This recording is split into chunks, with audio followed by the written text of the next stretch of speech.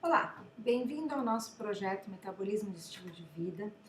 Esse é um canal feito para explicar qual que é a relação entre o nosso estilo de vida e as moléculas e como a gente pode alterar isso para viver mais e melhor. Enfim, esse é o meu objetivo. E hoje a gente vai falar sobre a influência do estilo de vida no nosso DNA. É o estilo de vida que comanda o DNA a produzir as proteínas que a gente precisa. E é isso que a gente vai ver. Sejam bem-vindos. Então vamos lá. Tudo começa com uma célula. Essa parte bem central da célula se chama núcleo. Toda a nossa informação genética, metade veio do nosso pai, metade veio da nossa mãe e está contida e guardada nessa bolinha bem no centro dessa célula. Tudo começou daí. Essa célula se dividiu e se dividiu até que ela chegou no número de 37,2 trilhões de células. Esse número é real, Sander e Fuchs, esses autores, eles contaram, e isso é um número estimado para um indivíduo de 70 quilos e do sexo masculino. E o que tem igual em todas essas células? A carga genética.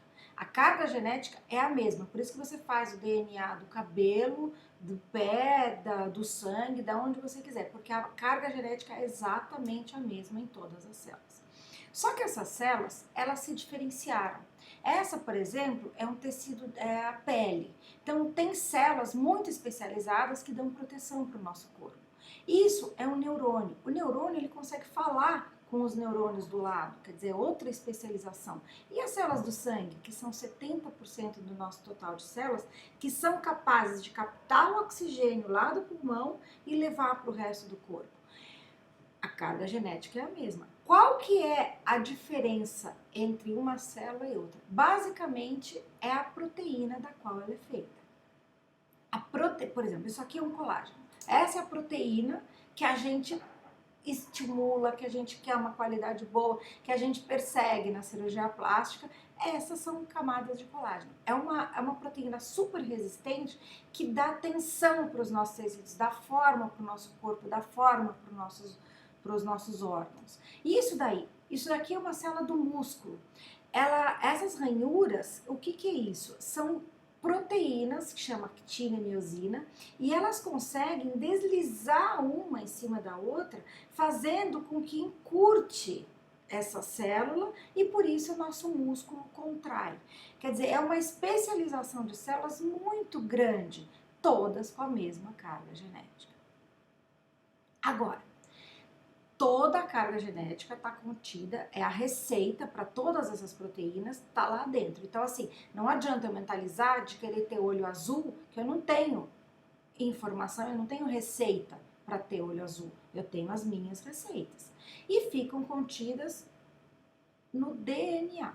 Né? O DNA, lembra do jogo da senha? Que tinha aquelas pecinhas e a sequência era diferente? O DNA é mais ou menos a mesma coisa. E como que funciona?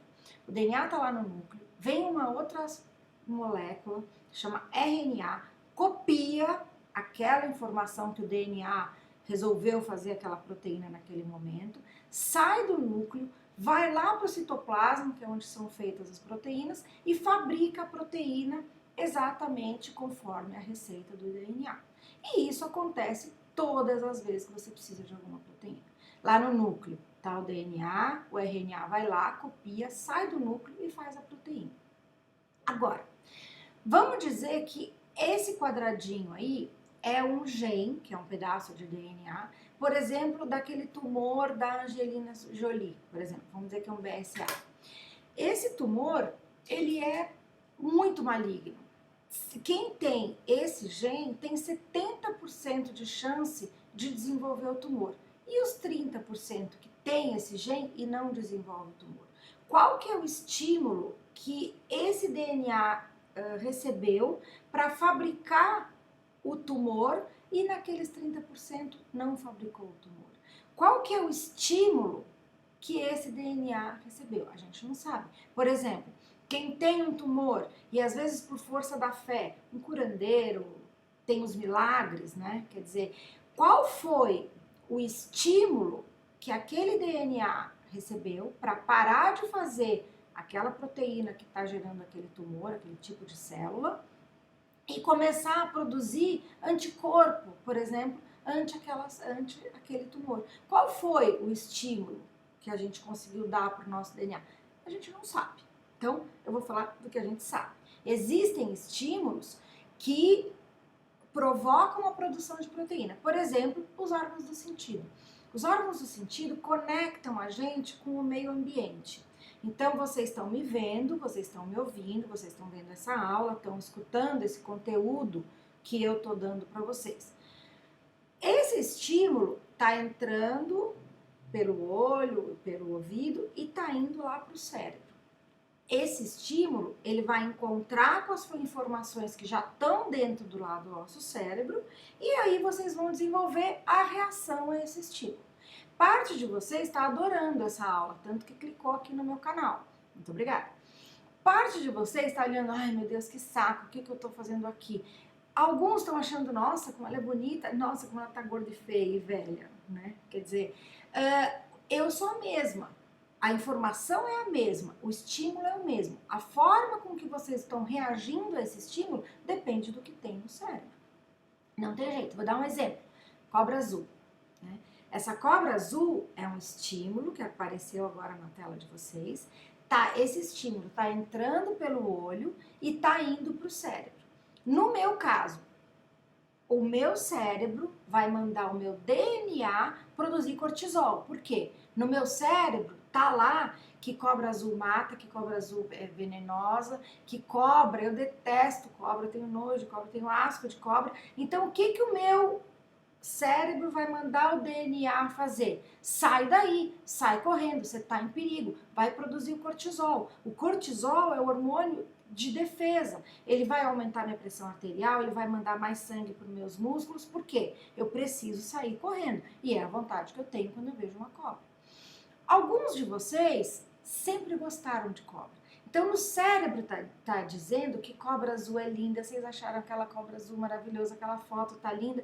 O DNA de vocês produziu, a manda do cérebro, serotonina, que é um hormônio do bem-estar, da alegria e tal, e vocês sempre quiseram ter uma cobra azul e até pensaram em ter uma cobra azul como pet.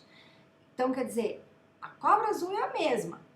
A forma com que cada DNA reagiu ao comando do cérebro vai depender do que tem no cérebro. E alguns pensaram, na hora que viram a cobra azul, numa bolsa linda que poderia virar aquela cobra azul. Eu não sei que hormônio é esse.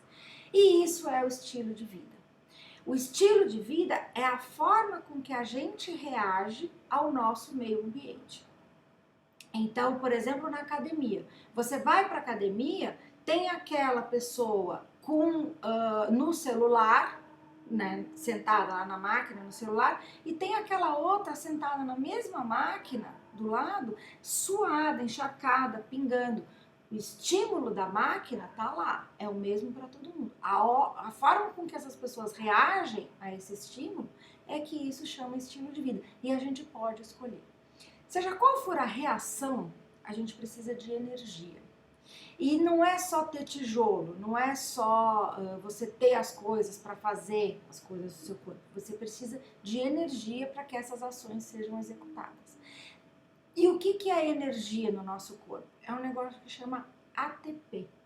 Né? Então, assim, ATP é a forma que a gente gasta, é a moeda que a gente gasta para poder executar qualquer reação. Um dos efeitos colaterais do ATP é a formação de radical livre. E aí nós vamos deixar isso aí para outra aula, tá bom? Aí na próxima a gente já começa a entrar no que é o radical livre, tá bom? Eu espero vocês lá. Muito obrigada.